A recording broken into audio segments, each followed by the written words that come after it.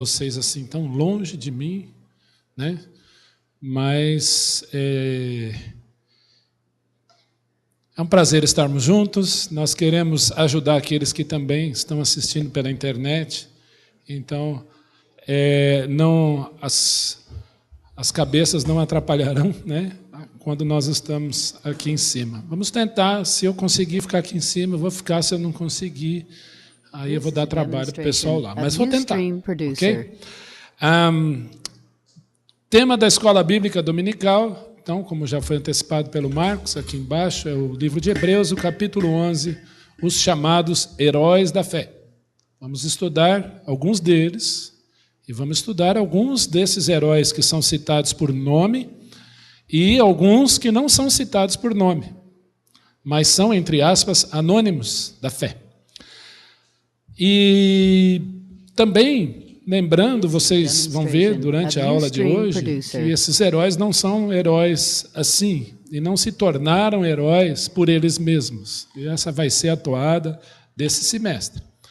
Na sala lá em cima, Aprendei de Mim, nós vamos estudar não só as doutrinas da fé cristã, as principais, mas também fundamentos da vida cristã.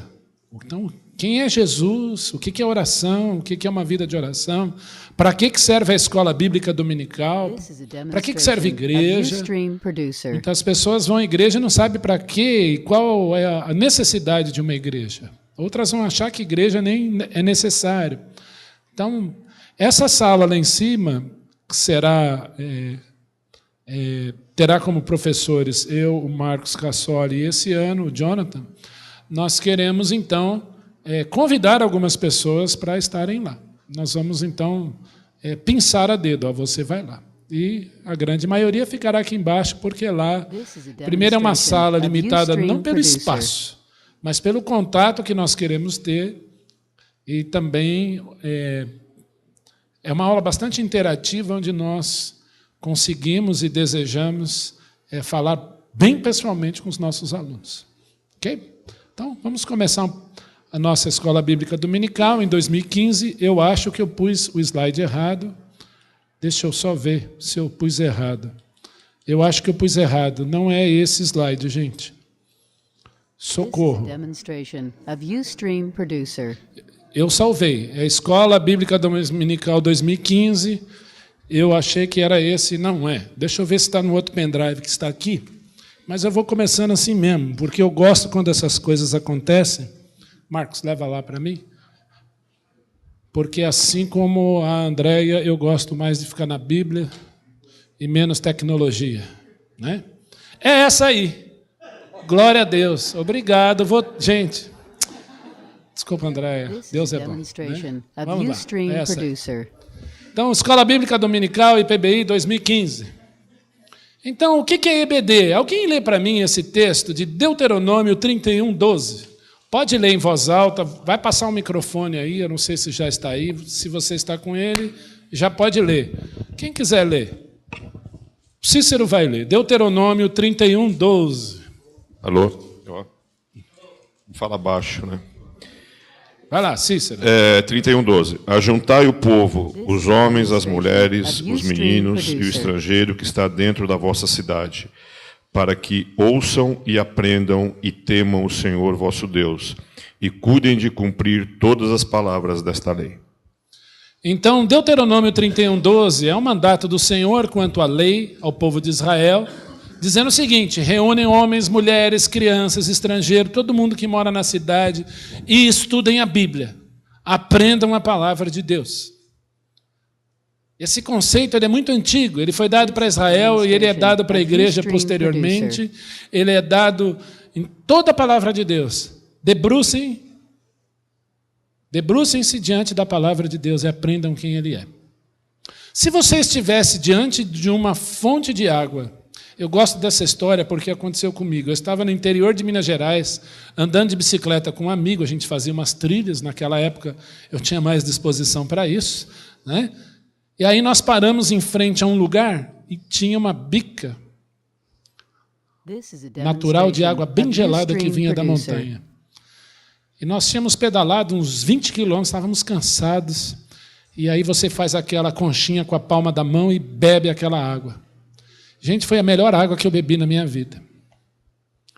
Se você tivesse uma garrafinha de água, das melhores marcas, colocasse diante de você numa pedra do lado daquela bica, talvez você poderia dizer, é uma água boa, mas eu fui direto para a fonte. Há muitos livros bons que falam da Bíblia, mas eu convido a você, antes de ler qualquer livro, leia a tua Bíblia, debruce-se diante da tua Bíblia, crie convicções sobre os assuntos que estão na Bíblia, depois você vai para os livros. Sempre faça isso. Eu quero saber o que é o amor na Bíblia. Pega uma concordância, leia todos os textos que falam sobre o amor. Depois você vai ler o livro do Rogério, o livro do São Antônio, o livro do Edson, os livros que vão falar sobre o amor, segundo a visão deles, aquilo que Deus falou para eles. Mas vá sempre na fonte primeiro. Isso é a escola bíblica dominical. É a oportunidade de nós irmos na fonte, de você ler a palavra de Deus. Rapidinho, a escola bíblica da IPBI começou um dia com as crianças, algumas dessas crianças já são bem grandes hoje, né? A origem da escola bíblica dominical, eu vou deixar um link para você ver, então, verificar aonde. Então, onde começa a escola bíblica dominical? Quem tem o privilégio de ensinar? Aqueles que reconhecem do Senhor o dom de mestre. O dom de mestre ele não é dado a qualquer um, ele é dado.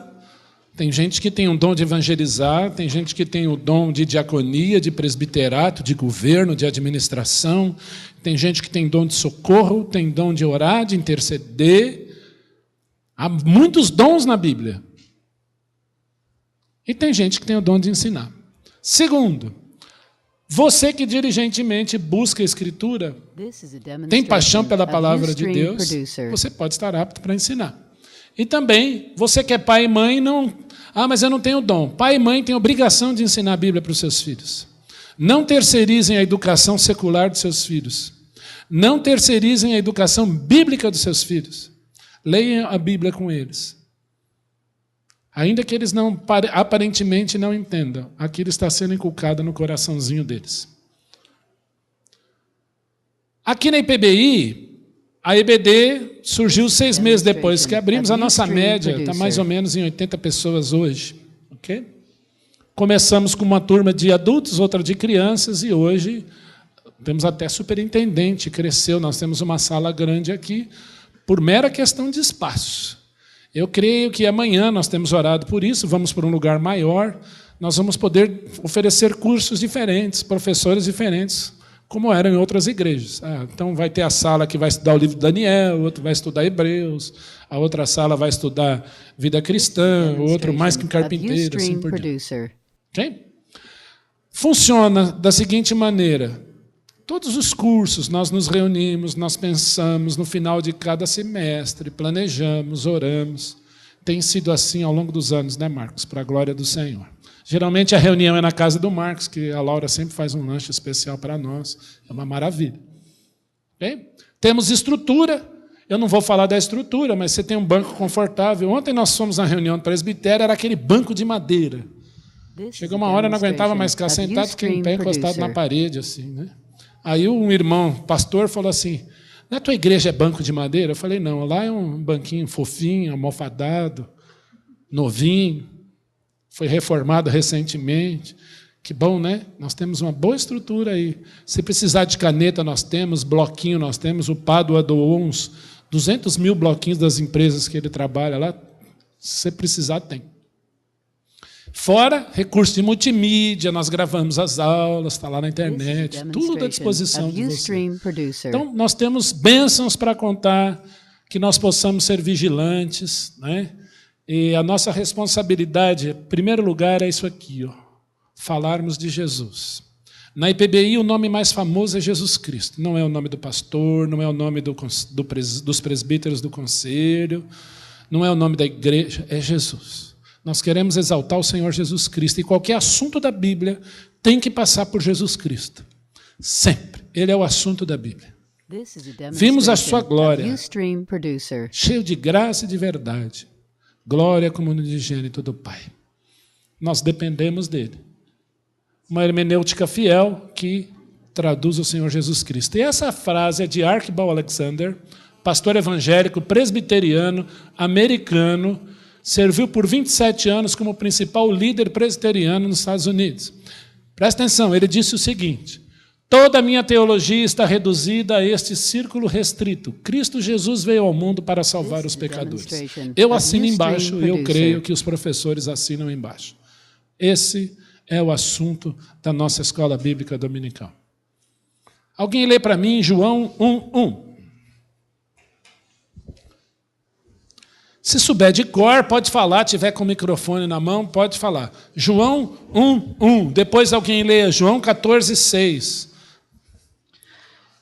No princípio era o Verbo, e o Verbo estava com Deus, e o Verbo era Deus. A palavra verbo no grego é logos. Logos. A tradução é palavra. Em português, a palavra é feminino. Em grego é hologos, é masculino. Então, o tradutor João Ferreira de Almeida foi muito feliz em achar uma palavra que traduzisse o sentido de logos. Ele traduziu por verbo, porque em português é masculino. Mas, literalmente, é palavra. Em grego é como se fosse palavro. Bom, é masculino. No princípio era o logos. O logos estava com Deus e a palavra, ou o verbo, era Deus. João 14:6. Respondeu-lhe Jesus: eu sou o caminho, a verdade e a vida. Ninguém vem ao Pai senão por mim. Jesus Cristo diz aí que ele é um conceito que os gregos buscavam muito, chamavam aletheia, que quer dizer verdade. Jesus Cristo disse: eu sou a verdade. Eu sou a verdade. Ele é o caminho, a verdade e a vida. Mas eu quero destacar aí o conceito de verdade. João 1:1 diz que ele é a palavra. João 14:6 diz que Jesus é a verdade. E ele disse isso para Tomé. João 17:17, oração sacerdotal de Jesus Cristo. Santifica-os na verdade, a tua palavra é a verdade. Agora, André, você me deixou na dúvida. O que é a verdade? É a palavra ou é Jesus? Porque Jesus Cristo disse que a palavra é a verdade. E para Tomé ele disse: eu sou a verdade. Como é que eu emendo essas coisas? João 1:1. No princípio era a palavra que estava com Deus e era Deus. Em outras palavras, o que eu estou querendo dizer para você, emendando esses 3 textos? Que este livro que você tem na mão, presta atenção, não é heresia o que eu vou dizer. É uma metáfora, mas presta atenção. Este livro que você tem na mão é o Senhor Jesus Cristo em forma de palavras. De Gênesis a Apocalipse, a Bíblia só tem um tema principal e outros temas derivados, mas o grande eixo é Jesus Cristo e a sua obra. Alguém tem dúvida disso? O tema da Escritura, de Gênesis 1:1 até Apocalipse 22, é o Senhor Jesus Cristo. Sempre. Enfatize Cristo. Para não deixar dúvida, 2 Timóteo 3:16 e 17. Pode ler os 2 versículos. Toda Escritura é divinamente inspirada e proveitosa para ensinar, para repreender, para corrigir, para instruir em justiça, a fim de que o homem de Deus seja perfeito e perfeitamente preparado para toda boa obra. Jesus Cristo uma vez disse: passarão os céus e a terra, mas as minhas palavras não hão de passar. Toda a Escritura é inspirada por Deus. É o sopro de Deus. Toda a Bíblia. E ela é útil para quê? Vamos lá, gente. Ensinar. Quando eu leio a Bíblia, eu estou aprendendo de quem? Jesus. Há um hino que diz assim: mais de Cristo eu quero ser, seu ensino receber. É um hino muito comum, é um hino muito famoso do nosso cenário. Mais de Cristo. Quando eu leio a Bíblia, eu estou tendo mais de Cristo. Quando eu estudo a palavra, é mais de Cristo. É mais Jesus em minha vida. Ah, eu quero ser um crente cheio do Espírito Santo. Leia a tua Bíblia, debruce-se nela. A grande luta do diabo contra o crente é não leia a Bíblia, não ore e, por fim, não congregue. Porque se eu não oro, eu não congrego, muito menos em casa eu terei vontade de ler a minha Bíblia. Porque quando você lê a Bíblia, você quer gente, você quer estar perto de gente que pensa igual a você, que crê igual a você e dividir os seus problemas. Por incrível que pareça, a fé aumenta. Não que você não possa me ligar, como a André falou aí, né? Eu até agradeci a André. André, quem sabe essa semana vai ser mais tranquilo, né? Pode ligar, mas o que eu estou querendo dizer é que eu preciso ter comunhão com Cristo, conhecer a Cristo e também com o meu irmão, para que nós possamos juntos levar as cargas diante do Senhor. É isso que nós fazemos aqui toda terça. A Escritura é útil para ensinar, para repreender, para educar em justiça.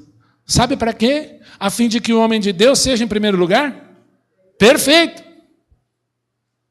Em segundo lugar, perfeitamente habilitado para toda boa obra. Você já foi alvo de uma pergunta difícil que te deixou assim?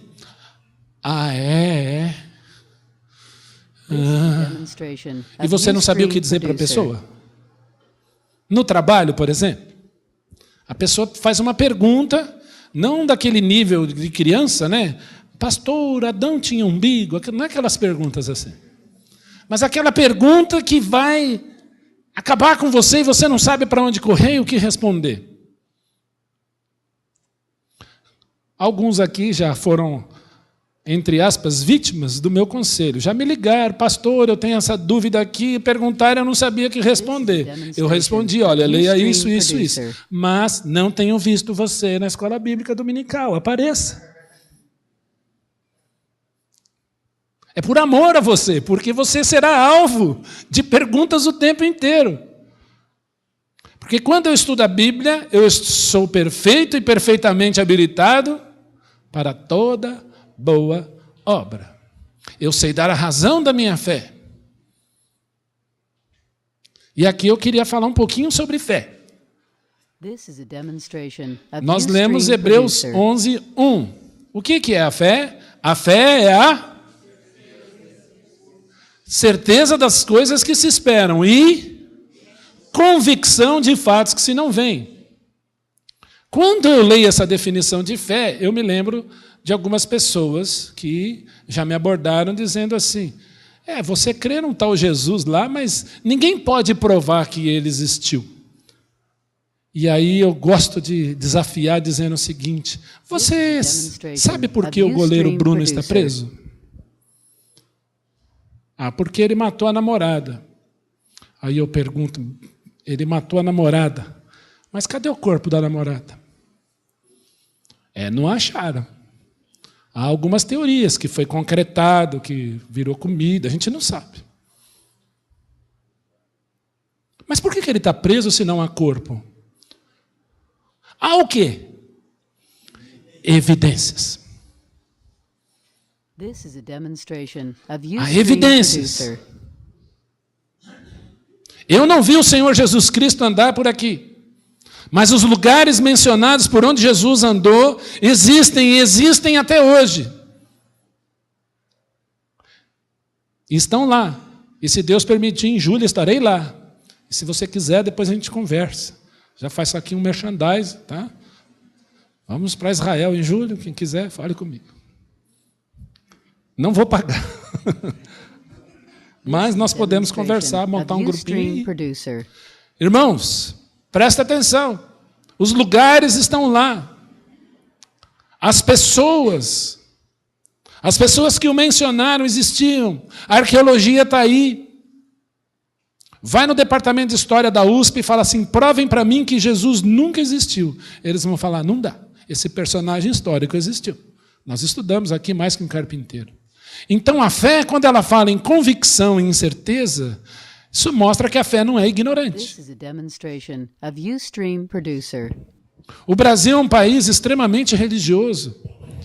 Em 2004, 2005, mais ou menos, pelo menos é o ano que eu lembro, fizeram uma pesquisa que dizia que 98% dos brasileiros acreditavam em alguma coisa, num ser superior. 98%. Ah, eu não acredito em Deus. Aí, a hora que o avião vai lá, entra na turbulência, você fala o quê? Ai, meu Deus. Ou você está na praia, vê aquela onda gigante, né? 2 Jean, um em cima do outro, né? Vem lá e te leva, você toma aquele caldo, fica lá, você não consegue falar, mas você pensa, meu Deus, me tira daqui, eu estou sendo empacotado por esse negócio, não termina. Aí você sai lá do outro lado e lembra, ai, meu Deus. Ou quando um filho está com febre, está doente, ai, meu Deus. O mais ateu vai chegar para você e diz, ore por mim. Eu conheço ateus por decepção, por opção. Já disse isso aqui. Mas por convicção eu nunca conheci. Nunca. Nem o Richard Dawkins. Nunca. Como o Marcos deu aula aqui, existe antideuses. Antideus. Pessoas que são antideus. Mas ateu nós não conhecemos. Eu não consigo ser contra ou atacar ou negar uma coisa que não existe. Quer ver? Fábio, você já lutou com esbínglios? Não sei, inventei essa palavra. Você nunca vai lutar porque não existe. Como eu ataco o que não existe? Então a fé, nós vamos ver, ela vai trabalhar 2 palavrinhas aí quando nós falarmos dos heróis da fé aqui. Certeza e convicção. E a Andréia lê um texto de Pedro que fala que a fé também é valor. Ela tem um valor. Vamos ver o Cananews? Eu já dei essa aula aqui uma vez nas férias, mas nós vamos dar uma olhadinha nos heróis da fé aqui, ó. Só para dar um flash assim, ó, para você ficar curioso no quem são os heróis. Antes de eu falar disso, o que vocês têm ideia que é um herói? O que é um herói? O que é um herói? Quem está com o microfone aí?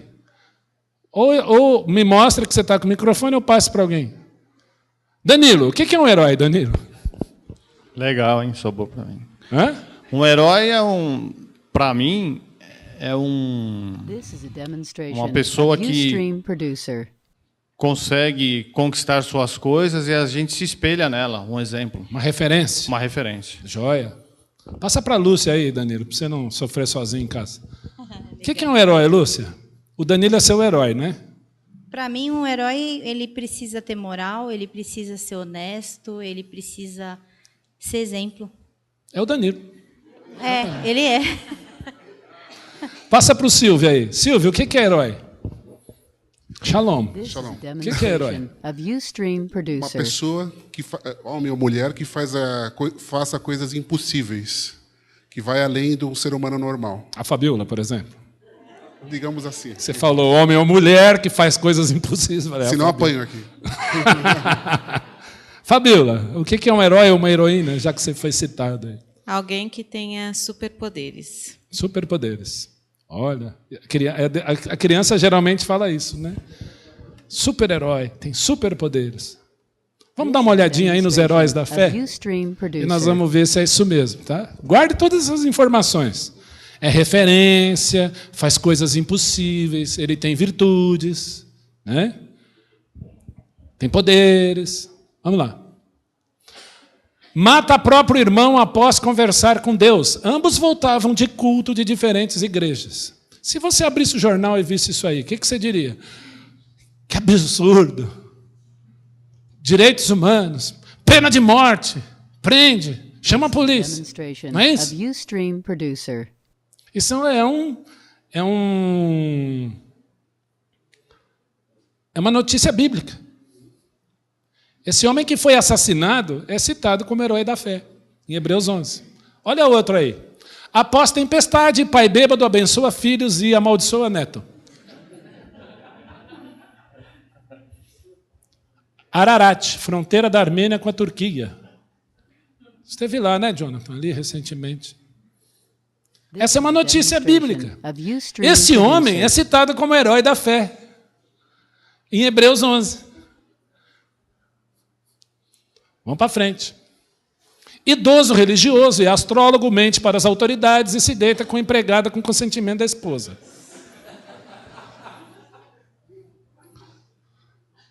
O que você acha dessa notícia? O homem que fez isso é citado como herói da fé. Ou você acha que não foi isso?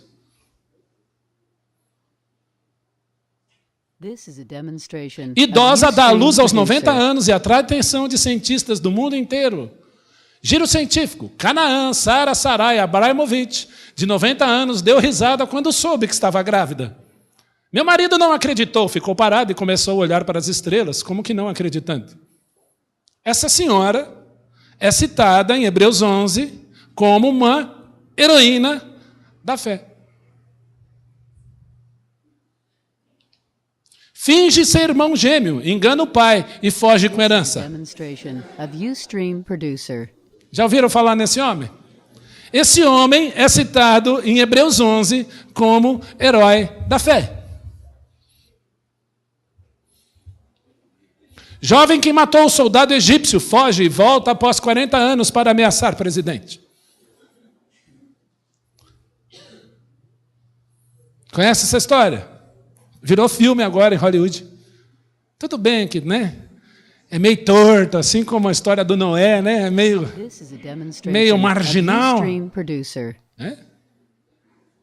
Mas esse homem é citado como herói da fé em Hebreus 11. Prostituta da faixa de Gaza faz acordo com soldados israelenses. Assim salva a própria vida e da família de bombardeio.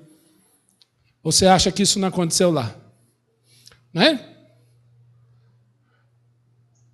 Notícia. Essa senhora é citada em Hebreus 11 como uma heroína da fé. Homem mais forte do mundo casa-se com garota de programa. Eu me espelho nesse homem. Calma. Calma. É que eu quero ter um cabelo igual o que ele tinha. Eu e o Cícero, meu pai, né, os calvinistas da igreja aí. Nós desejamos na glória ter um... Né? Eu não vejo a hora de voltar a fazer isso. Eu fiz isso a vida toda. Hoje já... Às vezes eu me pego fazendo assim. Não mexe comigo, que eu faço é tirar o boné, hein, rapaz. Você quer fazer eu passar vergonha? Esse homem é citado em Hebreus 11 como herói da fé. Morre o homem mais forte do mundo. Olha aí, vamos ler um pouquinho a notícia dele. Fato ocorreu na faixa de Gaza, onde o homem arrancou o portão principal do muro que divide fronteira após ser contrariado. Traído e enganado pela mulher e torturas na prisão, o jovem se rebela, derruba as colunas e paredes, matando com ele mais de 1000 pessoas. Herói da fé. Primeiro-ministro engravida esposa de general e encomenda sua morte. Escândalo! Quem é esse homem? Pessoas morreram após tortura. Igrejas foram queimadas. Essa notícia é bem recente. Mas é citada em Hebreus 11, na galeria dos heróis da fé. Walking Dead. Está entre aspas, tá, gente? Eu não assisto, não gosto, não recomendo. Mulher alega ressurreição de marido cristão assassinado. Em Hebreus 11 vai dizer que mulheres, pela fé, receberam de volta quem? Os seus mortos, seus maridos. O que é herói? Então vamos trabalhar um pouquinho essa palavra herói, dando um conceito aqui para a escola dominical. Vem do latim, heros, que por sua vez deriva de um vocábulo grego. A palavra herói faz referência a um homem que é, em primeiro lugar, famoso. Ele é conhecido, ele é referência. Ele é famoso. O que mais? Ele é ilustre. Ele é acarinhado, ou seja, todo mundo quer estar perto dele. Né? Depois, reconhecido pelas suas virtudes. A Lúcia usou essa expressão aí, que ele tem que ser honesto, que ele tem que ser bondoso. Ele tem virtudes. Quando você olha para os heróis antigos da história em quadrinho, ele tem virtudes. Mais ainda, ele é reconhecido pelos seus feitos, pelos seus poderes, pelas suas atitudes, pelas suas conquistas, pelas suas vitórias. Mas as notícias que nós colocamos aí sobre esses homens mostram que esses homens têm o quê? Fraquezas, que esses homens têm pecados. Você quer ser um herói para Cristo? Assista aqui, vem aprender. Porque se você quer ter virtude, você quer realizar feitos, você quer carinho, você quer ser famoso, você quer ser um ilustre, eu preciso evidenciar uma pessoa, e não sou eu.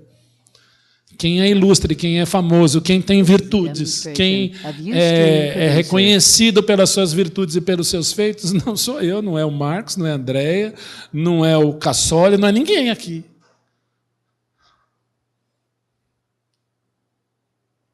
Para isso nós temos, então, duas classes.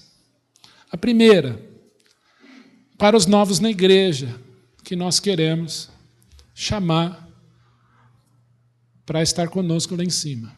Ah, professor, o pastor, eu sei que Jesus é Deus, eu sei a ordem dos livros da Bíblia, eu não preciso de uma sala que me ensine isso de novo. A sala não se propõe a isso. A sala, em primeiro lugar, se propõe a conhecer você. Segundo, a te dar base bíblica para algumas coisas que talvez você tenha esquecido. Terceiro, para reciclar. Quarto, você que é novo na igreja. Ah, eu quero me tornar novo na igreja, eu quero conhecer a igreja. Então, eu convido você a estar lá. Porque é uma maneira de nós nos conhecermos. É uma maneira de nós debruçarmos. E você vai se surpreender com tantas coisas que você vai aprender ali. Estou errado, Marcelo, Cris? Não me deixe mentir. Amém, obrigado. Quanto tempo você tem de igreja, Marcelo? Ele não quis falar quantos anos. Mas olhando para o Marcelo, a gente sabe que pelo menos faz mais de 20 anos. Fui bonzinho agora. Mais de 30? 25. Passou pela sala lá. Aprendeu alguma coisa, Marcelo? Então, o nome da sala é Aprendei de Mim. Nós vamos convidar, Marcos, eu, John, convidar alguns novos. Você está vindo, você é novo na igreja? Vamos subir 6 meses. Ok? Nós vamos convidar também alguns adolescentes, que já são adolescentes da igreja, a estar nessa classe conosco. Então você, adolescente que está aqui hoje embaixo, você será convidado. Ok? Já conversei com os pais de vocês, eles já fizeram X no sim, vocês serão convidados. E temos a classe de adultos, onde nós vamos falar dos heróis da fé, que é para a grande maioria. Então, se você não foi convidado a subir, fique aqui, aprenda aqui, há muito que você aprender com os chamados heróis da fé. O ano de 2015 começou. E quando nós olhamos para o ano de 2015, nós tomamos um susto, porque parece que em apenas um mês acabou ontem, já aconteceram fatos para um ano inteiro. E assusta. Quando nós olhamos para o que aconteceu na França, assusta. Quando nós olhamos para o que está acontecendo no Oriente Médio, assusta. O que o Estado Islâmico está fazendo, o Boko Haram, assusta, porque a mídia está aí mostrando. Parece que ontem foi executado outro jornalista japonês. Isso nos assusta.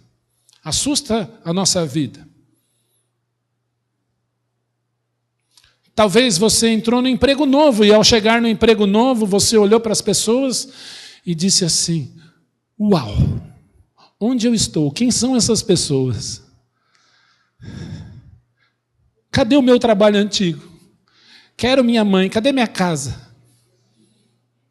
Quero fugir daqui. Você já teve essa sensação? Ou foi só eu? Ou você chegou na sala de aula nova, tem algumas pessoas que são alunos. Você fala assim: olha quem está na minha sala.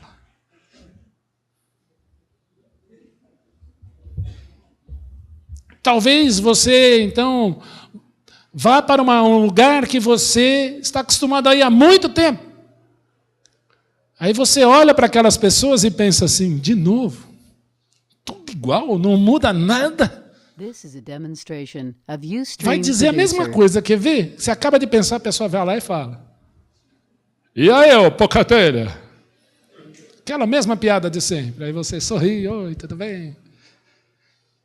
Então, para que estudar essas coisas? Para que se debruçar na palavra de Deus?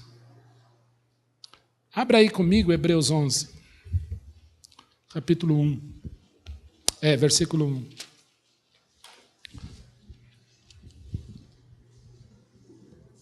This is a demonstration of Ustream Producer. O Marcos já leu, nós vamos reler.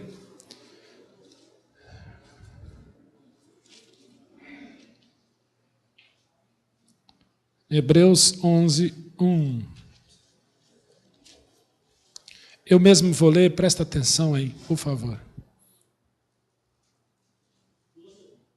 Hebreus 11, 1.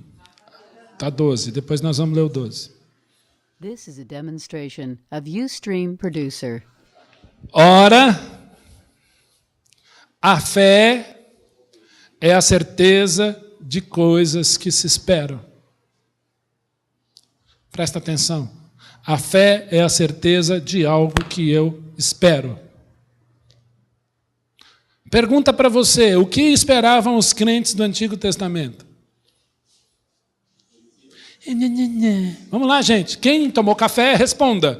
O que esperavam os crentes do Antigo Testamento? O que era o Messias? Levante a mão, ou pegue o microfone e fala. O que é o Messias? Quem está com o microfone aí? O que é o Messias, Tiaguinho? O Salvador. O Salvador. Alguém tem alguma opinião? É verdade, o Messias é o Salvador. Porque a Bíblia fala que o Messias teria que salvar, é verdade. Mas o que significa a palavra Messias? Quem falou? Ungido. E eu vou dar bronca igual eu dou lá na sala lá em cima. O professor não participa, não. O Messias é ungido. Ricardo, agora é com você, hein? Você recebeu aí o microfone na mão. Você já deu para sua irmã? Malandro. Ricardo.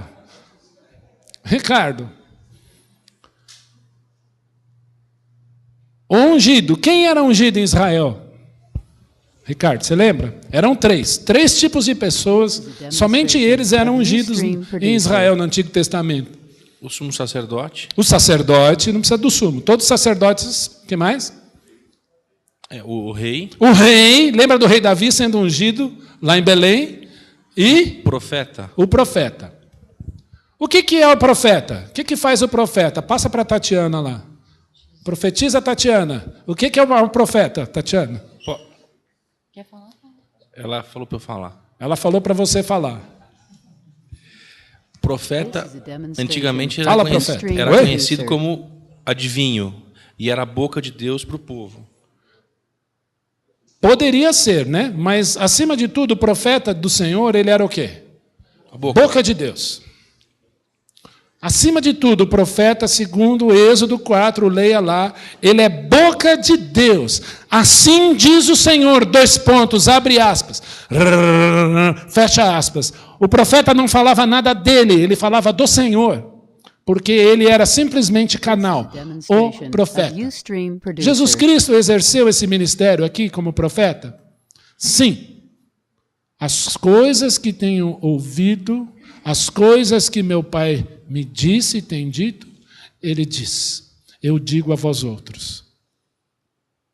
Ninguém tira a minha vida de mim, pelo contrário, eu espontaneamente a dou. Este mandato recebi de meu Pai. João 10, 17 e 18. Ou seja, Jesus é boca de Deus. Ele ainda exerce ministério de profecia? Sim. Havendo Deus outrora falado muitas vezes, de muitas maneiras aos pais pelos profetas, nesses últimos dias, nos falou por quem? Pelo Filho. Porque as palavras de Jesus não foram ditas lá atrás e foram esquecidas. Elas são ditas perenemente, perpetuamente. Profeta. O que faz o sacerdote? Então, o profeta é boca de Deus, tá certo? O profeta é boca de Deus. Ele fala o que Deus disse para o homem. Então, ele representa Deus perante o homem. E o sacerdote? Quem arrisca aí o sacerdote? O que faz o sacerdote? Ou é a Mércia, ou Marcelo, a Cris ou a Tatiana. Um dos 4 aí vão falar. E o Ricardo ajuda. Vai lá, Ricardo, ajuda aí. O que faz o sacerdote? Está vendo como é importante estudar o livro de Hebreus? Estudamos o sacerdote, o sacerdote, o sacerdote. O que é sacerdote? É aquele cara que se veste com uma roupa longa. É verdade, falou aqui que ele tem que cumprir a lei. Verdade, mas o que é o sacerdote? O que ele faz? Ele intercede, certo? Lembra lá, o Ricardo falou do sumo sacerdote. Ele entrava lá uma vez por ano no Santo dos Santos para interceder perante o povo. O que ele faz? Ele representa quem? Mas intermediador entre quem? Entre Deus e o homem ou entre o homem e Deus? Os dois. O sumo sacerdote, o que ele fazia? Ele era responsável por levar o povo a adorar o Deus vivo. Quando você ora, quem aqui tem hábito de orar? Levanta a mão. Que bom, né? Muitas mãos levantadas. Quando você ora, você termina a sua oração como? Em nome de Jesus? Amém. Tem gente que começa a orar e começa: Senhor, multiplica as bênçãos, troca meu carro. Amém. Quando a pessoa fala amém sem ter nome de Jesus, eu não digo amém. Eu falo: Senhor, ele não sabe quem Jesus é e o que Jesus veio fazer. Cuidado com a oração que não é em nome de Jesus. Pode ir pela canaleta errada. A oração precisa ser direcionada ao Deus vivo em nome de Jesus Cristo. Por quê? Ele é o nosso sumo sacerdote. Pelo sangue dele, ele penetrou o céu. Estudamos isso em Hebreus, vocês já conhecem isso. E falou diante do Pai assim: esse é o sangue que purifica todo aquele povo dos pecados. E quando você ora em nome de Jesus, o Senhor ouve a sua oração, porque os méritos são de Cristo pelo que ele fez na cruz por você. Entendeu? Esse é o papel do sacerdote. E o que faz o rei? Marcelo, Mércia, Tatiana, o que faz um rei? Ele rei. Quem está com o microfone aí? Reina. Valeu, Marcelo. O rei faz o quê? Reina. O rei reina. O rei governa. Jesus Cristo é rei? É? Ele é profeta? É? Ele é sacerdote? É. Por que ele é chamado de Ha-Mashiach? Ou Ro-Christos? Ou, em português, o ungido? Porque só ele é profeta, sacerdote e rei. Nenhum outro é. Todos os outros falharam. Só Jesus Cristo é profeta, sacerdote e rei. Só o Senhor Jesus Cristo vai exercer os três. Somente ele. Então, quem que os crentes do Antigo Testamento esperavam? O ungido, o Messias. Então, a fé é a certeza de coisas que futuro. E convicção de fatos que se não... Alguém aqui viu Jesus? Só pelos olhos da fé. Eu divido esse texto, não que está escrito assim, mas eu posso dividir esse texto em Antigo e Novo Testamento. A fé é o Cristo que vem. A fé é o Cristo que veio. A fé é a certeza de que Jesus veio. É a convicção. A fé é a certeza de que o Messias virá. É a certeza ou a convicção de que o Cristo veio. É a convicção de que ele vai voltar. Isso é fé. Verso 2. Pois pela fé os antigos obtiveram bom testemunho. Por que eles se tornaram, entre aspas, heróis? Porque obtiveram bom testemunho. Mais ainda, pela fé entendemos que foi o universo formado pela palavra de Deus. Eu preciso de muito mais fé para entender ou para crer numa explosão cósmica, universal, que vem do nada, do que acreditar em um Deus vivo. Você chega em casa morrendo de fome, alguém lá na sua casa, seja marido, esposa, mãe, tia, alguém, deixa um bilhete assim: a comidinha está no micro-ondas, é só esquentar. Aí você destapa lá e vê aquele banquete maravilhoso, porque afinal de contas você tomou café às 5:30 da manhã, são 2 da tarde e você está morrendo de fome. Aí você destelha aquele prato lá, o que você vê ali? Comida maravilhosa. Aí esquenta aquele negócio lá. O que vem na sua cabeça? Alguém cuidou de mim, alguém fez. Simples assim. Pela fé, nós entendemos, não é supomos, deduzimos. Pela fé, entendemos, raciocínio, que o universo foi formado pela palavra de Deus, de maneira que o visível veio a existir das coisas invisíveis ou das coisas que não aparecem. Isso é fé. A fé não é ignorante, gente. E o que é mais bonito desse estudo que vocês terão aqui é que a fé será acompanhada, esse raciocínio, essa certeza, essa convicção, esse valor, serão acompanhados do quê?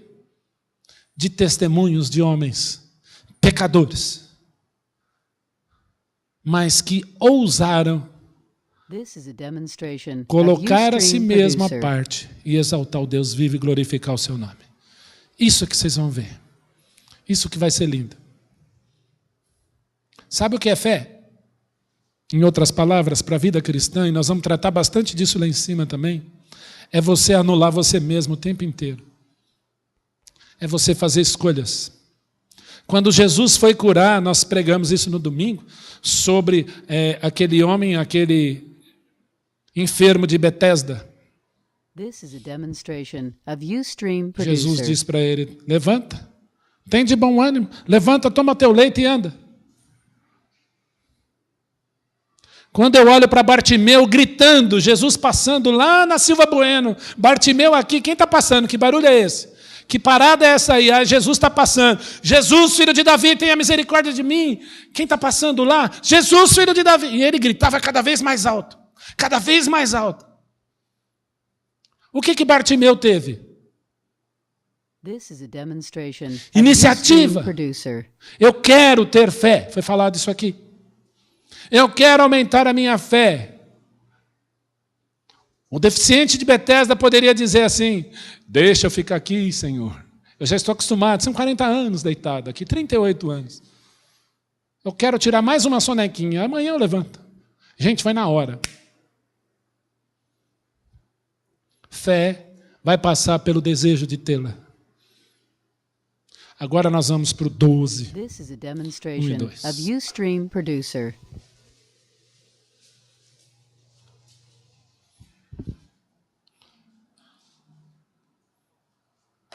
Estamos terminando, irmãos.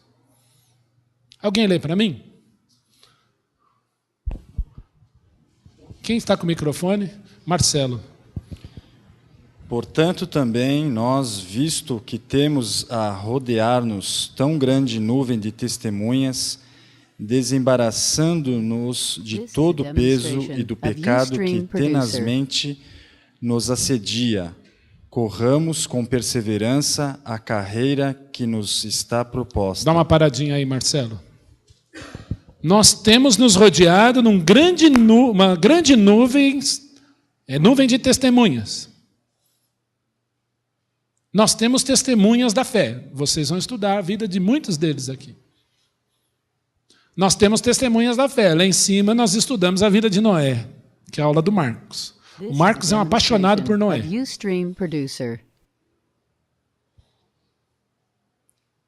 Uma hora eu vou achar, será que o Marcos vai construir uma arca, vai fazer uma coisa? Vai gostar de Noé assim, não sei lá onde, porque ele gosta de Noé. São muitas testemunhas sobre a fé.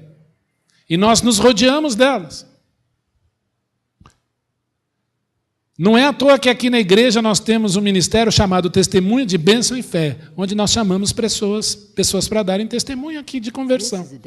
O Silvio Lacerda já participou, o Silvio Vaz já participou, outros irmãos aqui já participaram, irmãos de fora. Testemunhos de fé. Há outros irmãos querendo dar o testemunho, já estão no forninho, nós estamos orando, preparando para esse momento. E é isso. Mas é muito bonito quando você vê uma história do poder de Deus na vida de uma pessoa e ela pode testemunhar isso. Sabe por quê? Porque temos um pecado que tenazmente nos assedia. Qual é? Professor, não vale responder. Qual é o pecado que tenazmente nos assedia? Alguém arrisca? Levanta a mão, o microfone será levado para você. Qual é o pecado que bate na sua porta todos os dias? Que te assedia todos os dias? Qual é? Vocês têm ideia? Ah, eu sou brasileiro, eu não posso ouvir um samba, que eu já fico olhando para onde não der. É esse pecado? É moral? Qual é o pecado que tenazmente nos assedia? Cícero, você não precisa de microfone. Fala alto aí. A incredulidade. A incredulidade. Obrigado. A incredulidade. O Jonathan aqui na devocional, na aula de domingo passado, falou uma coisa muito interessante. Eu só não sei imitar o sotaque dele, tá? Mas eu quero fazer tudo do meu jeito. E eu confesso aqui que eu sou perseverante nisto. Palavras dele. Eu confesso aqui que eu quero fazer tudo do meu jeito e persevero em fazer isso. E não dá certo.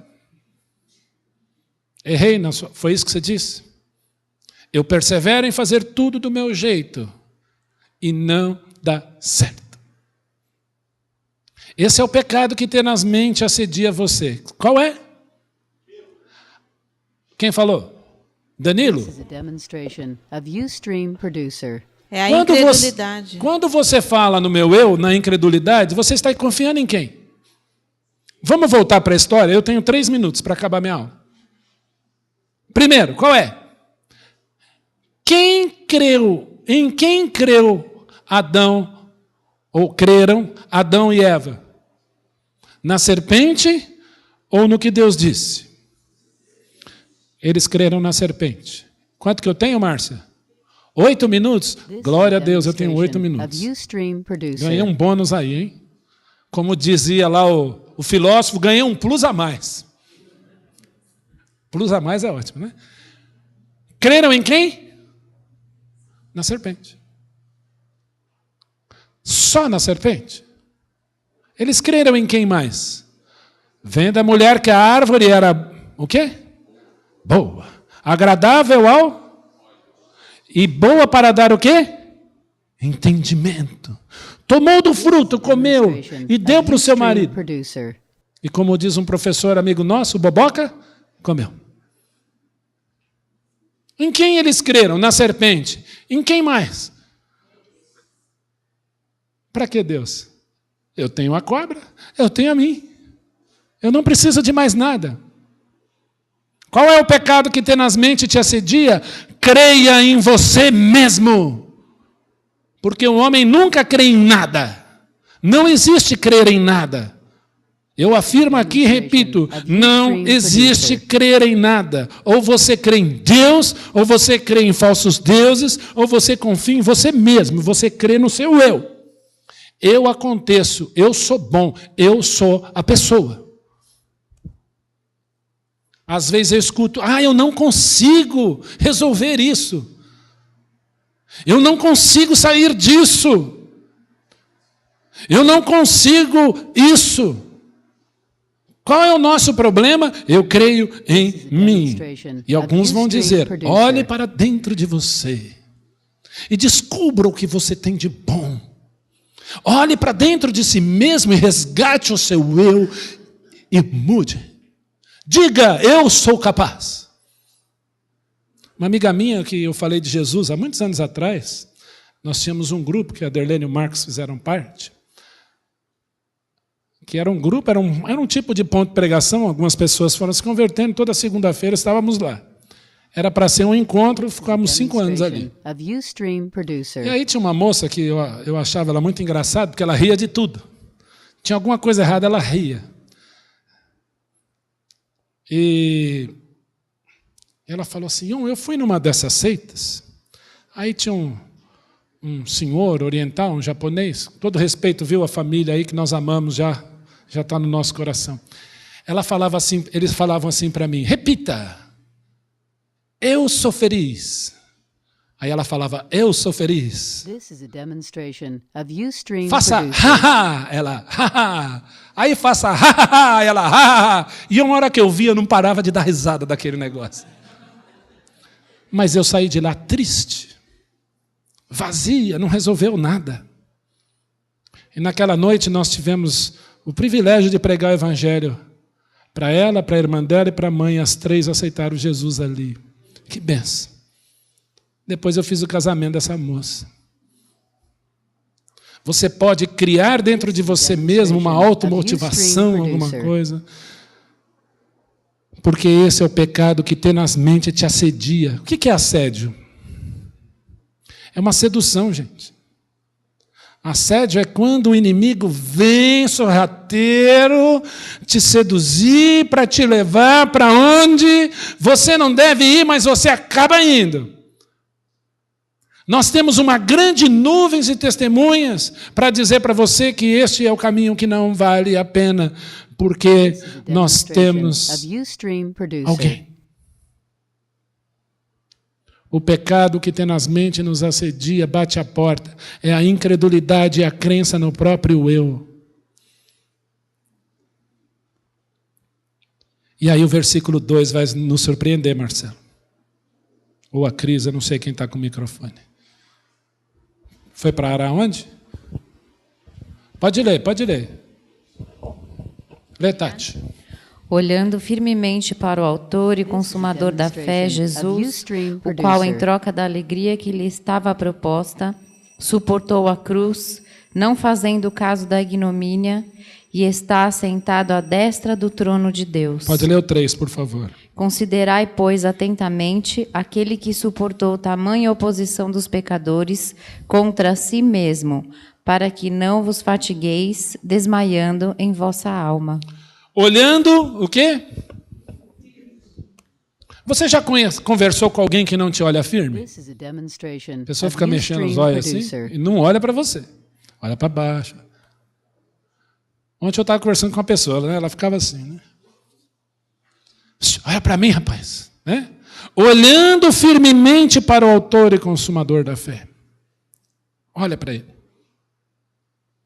Não olha para você mesmo. Esquece o teu eu.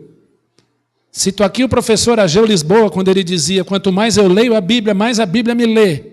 Quanto mais eu leio a Bíblia, mais ela me mostra o quanto eu preciso do autor dela.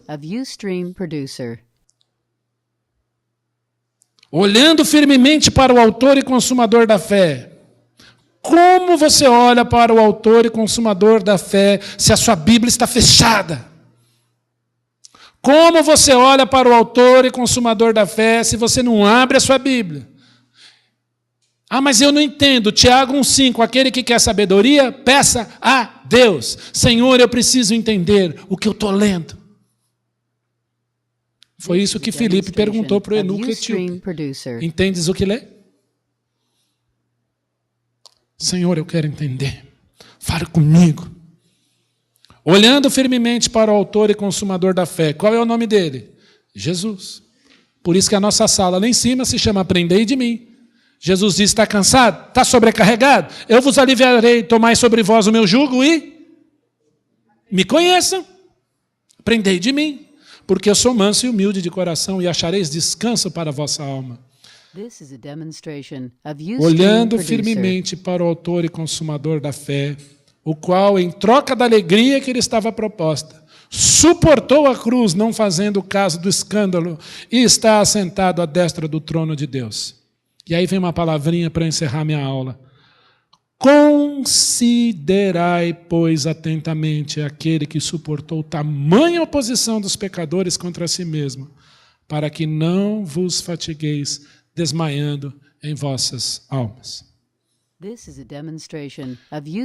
Eu também sou perseverante.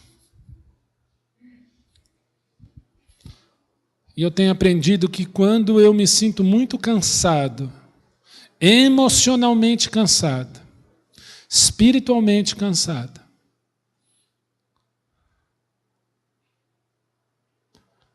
é usada a palavra fadiga aí. Quem não olha para Cristo fica fatigado. Quem não olha para Cristo não descansa. Aprendei de mim e achareis descanso para as vossas almas. Olhai para Cristo para que você não fique fatigado na sua alma. Jesus é o alívio alcançado. Todos os heróis da fé testemunharão Cristo. Vocês vão ver grandes fraquezas. Estou doido para cabular a aula lá em cima para assistir a aula de Sansão aqui embaixo. Não por causa do cabelo dele. Não por causa da força. Nem por causa das mulheres. Sansão só deu certo quando ele olhou para Cristo. Ainda que os seus olhos estivessem vazados. Ele olhou para o Senhor. Olhe para Jesus. Vamos ter um semestre de fé, de vitória, de aprender quem Jesus é. Marcos, eu espero ter dado conta. Não sei se era isso, se atrapalhei, mas semana que vem vocês consertam aí. E lá em cima, eu vou chamar alguns irmãos novos que desejam frequentar a IBD para que possam subir e estarmos juntos lá.